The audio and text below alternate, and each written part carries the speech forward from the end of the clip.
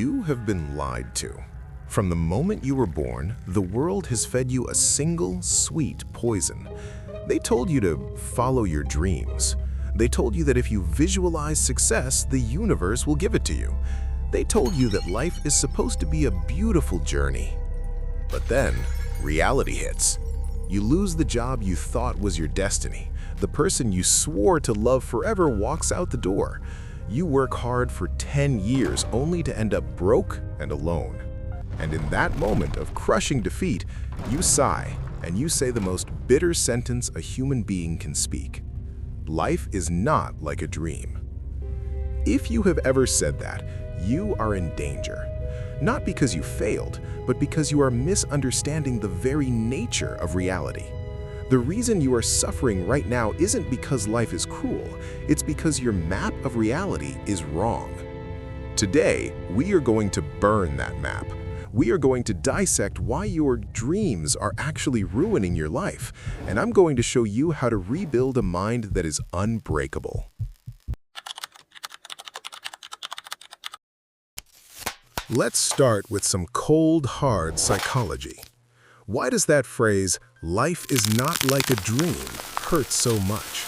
It comes down to a simple equation that rules your entire emotional existence. Happiness equals reality minus expectations. When you say, "life isn't like a dream," you are admitting that your expectations were up here and reality is down here. The gap between them? That is where disappointment lives. That is where depression breeds. Our brains are addicted to the dream. Neuroscience tells us that simply imagining success releases dopamine, the same chemical you get from achieving it. So when you sit there dreaming about the perfect marriage, the millionaire lifestyle, or the perfect career, you are getting high on your own fantasies. But here is the trap. Dreams, by definition, edit out the pain.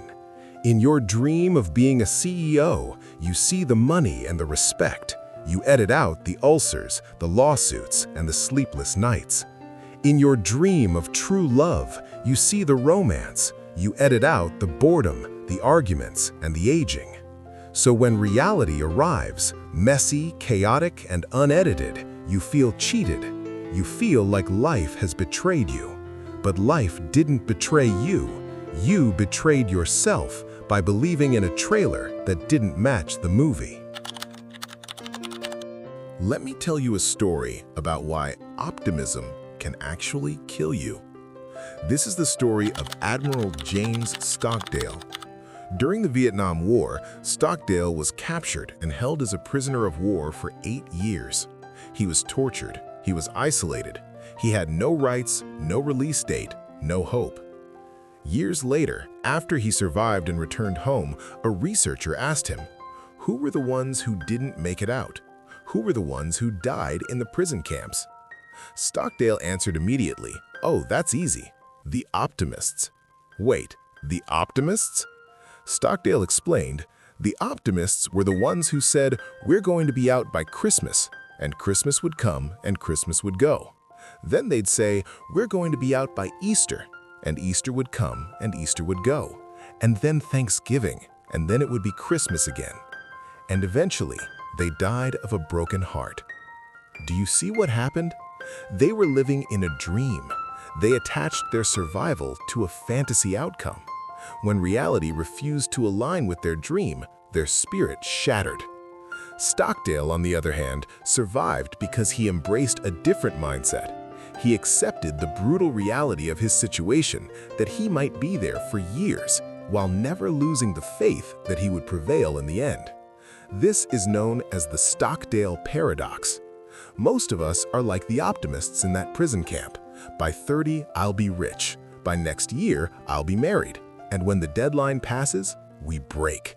We say, life is not like a dream, and we give up.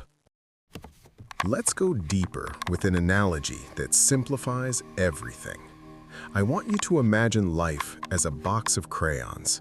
Even a cheap box has 12 colors. You have pink, yellow, and sky blue. These are the colors of joy, success, and romance. But in that same box, sitting right next to them, are black, brown, gray, and dark blue. When you dream, you are essentially grabbing the pink crayon and trying to draw your entire life with it.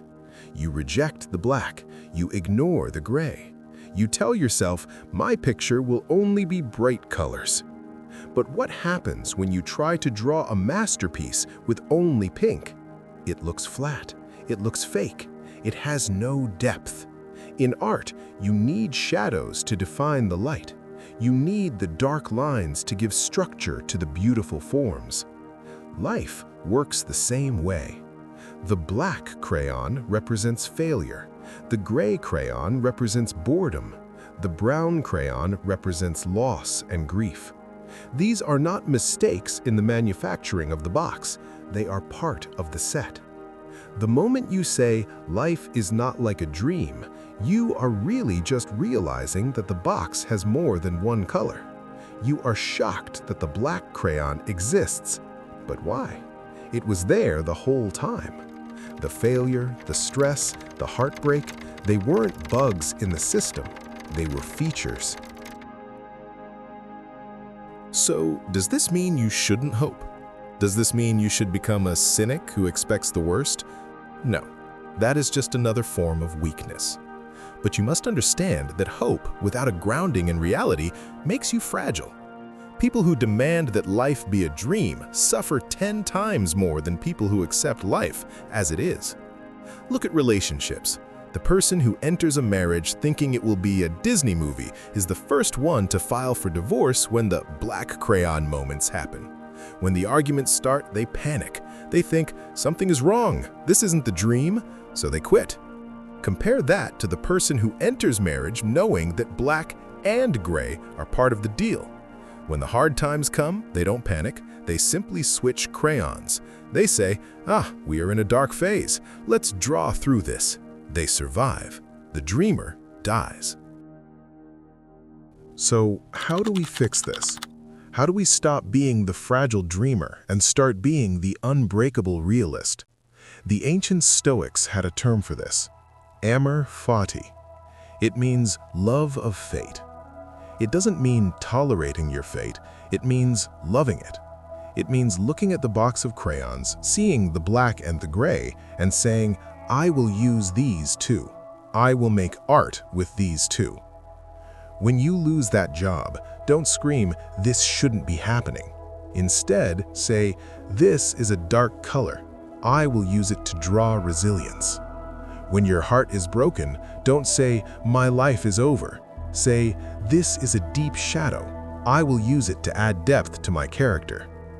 The moment you accept that life is supposed to be difficult, the suffering becomes manageable. The Buddha said it thousands of years ago, life is suffering. Once you accept that as a law of physics, you stop fighting it, and ironically, that is when you start to be happy.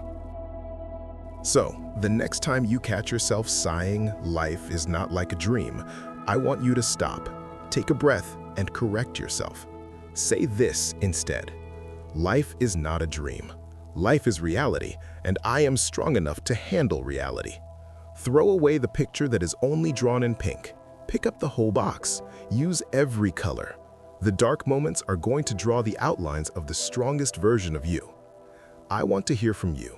What is a dark color in your life, a failure or a hardship that actually helped you paint a better picture in the end?